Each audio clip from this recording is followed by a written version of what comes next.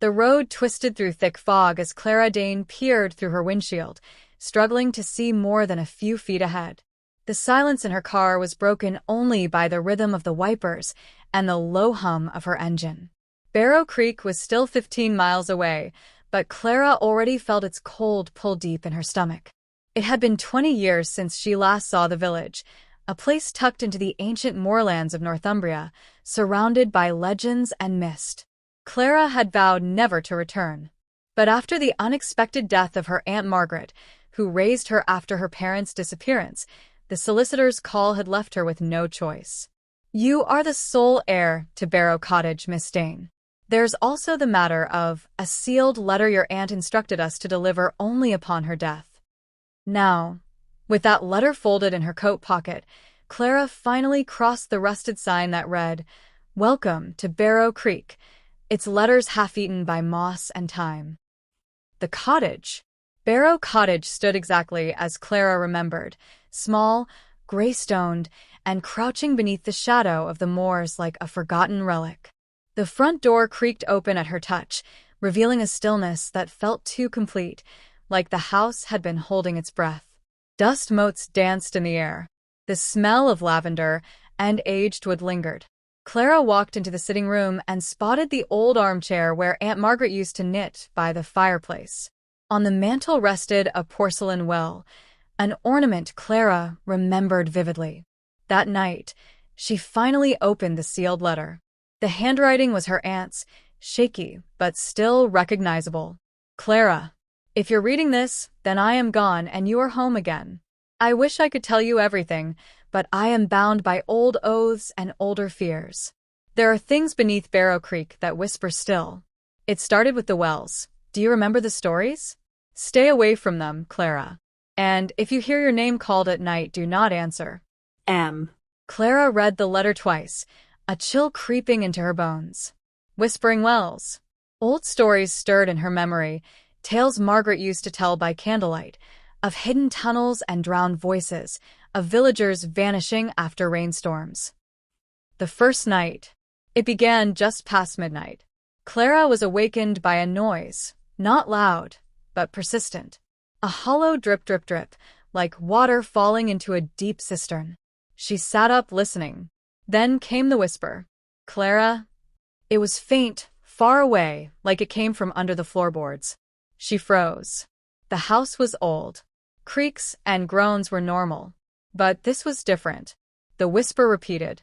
Clara, come see. Her blood turned to ice.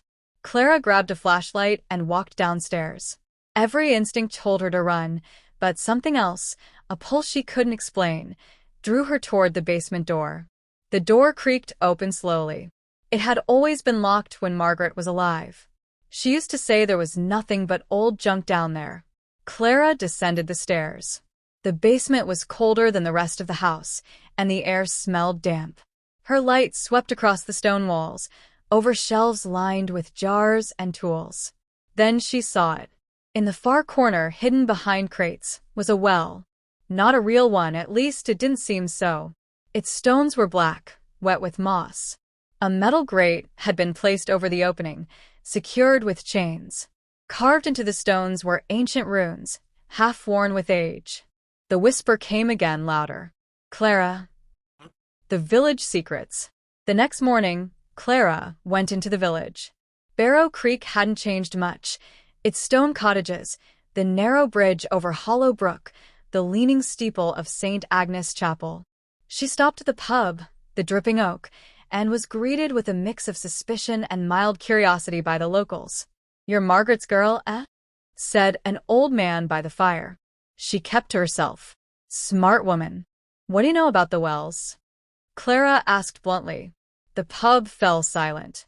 The bartender, a gray-haired woman with eyes like frost, shook her head.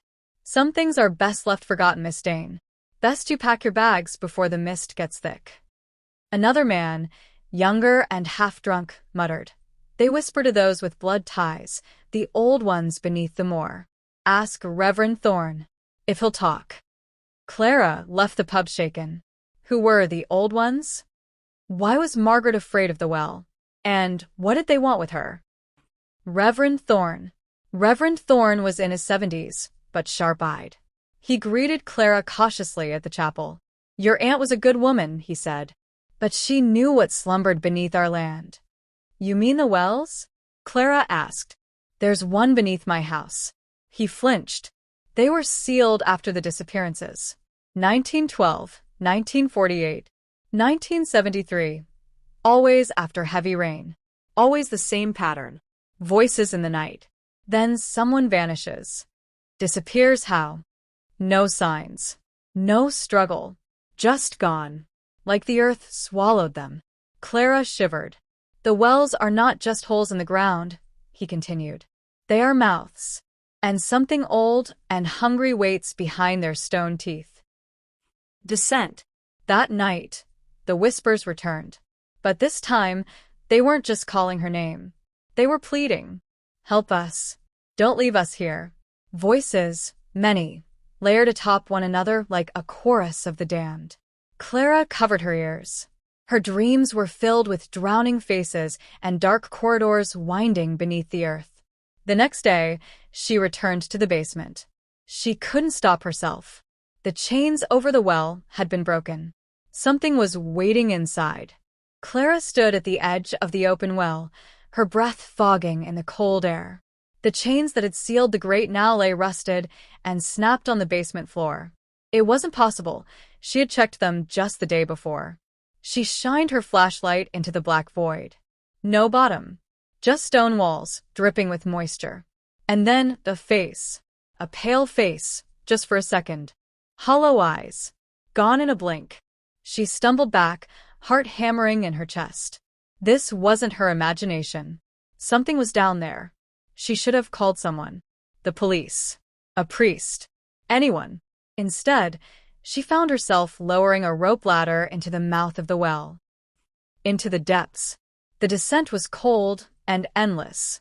The walls of the shaft were wet and uneven, and strange symbols had been carved into the stones, different from the ones on the surface. Older. More primitive. They pulsed faintly like veins under skin. Clara counted the steps as she climbed deeper. 47, 62, 94. Finally, her foot touched solid ground. She found herself in a narrow stone tunnel, far below Barrow Creek. The air was thick, not with decay, but with an ancient dampness, like the breath of something that had been sleeping for 1,000 years. The whispers were louder here. Not words anymore, but vibrations in her bones. Emotions. Desperation. "Help us." She moved forward. The passage opened into a vast chamber beneath the earth, and what she saw made her stagger backward in horror. The forgotten bodies, dozens of them, stood upright along the walls, half encased in the stone like they had been absorbed by the earth. Their eyes were wide open, frozen, not alive, but not entirely dead. Clara moved closer to one and gasped. The face was familiar. Her mother. Then another. Her father. She stumbled through the chamber. So many of them. Faces she had seen in old photo albums or village portraits. The vanished of Barrow Creek. Each body's mouth was open in a silent scream. "They're not gone," she whispered. "They're trapped." Suddenly, the chamber trembled. The earth groaned. From the far side of the room, a shape emerged. Massive. Shrouded in roots and dripping soil. A creature formed from the land itself, half stone, half flesh. It spoke, not with a voice, but through thought. "Daughter of Margaret. Blood of the Keeper. You were not meant to return." Clara stood frozen. "What are you?" "We are the bound ones. Sealed by your ancestors. Fed by your fear. The wells are our breath. The voices are our chains." "They're people," Clara shouted. "You took them?" "No." They heard the call, and they answered. The choice. The ground cracked beneath her. The trapped souls began to moan. Their mouths moved. "Clara, you must choose." A glowing orb appeared in her hand, burning cold. She didn't know how, but she understood. This was the seal. The anchor keeping the bound ones in place.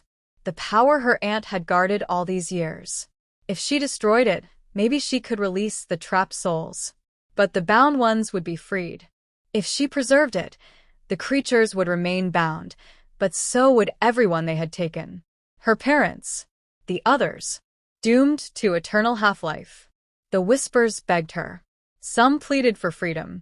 Others cried to be left in peace. Her mother's voice rose above them all. Do not trade one prison for another. Clara closed her eyes. Tears streamed down her face. And she made her choice. Epilogue: The New Keeper. 3 weeks later, a for sale sign stood outside Barrow Cottage. But no one ever came to look. The basement was sealed with iron and salt. Clara had returned to the village chapel and spoke with Reverend Thorne. Together, they buried Margaret's journals. The stories would not be told again. But Clara knew the truth. She hadn't destroyed the seal. She had reforged it, stronger than before. The bound ones remained trapped. And the souls? She had freed those she could. Her parents were not among them. Every night, she lit a candle by the porcelain well on the mantel. And sometimes, just before dawn, she would hear whispers, not from below, but from within.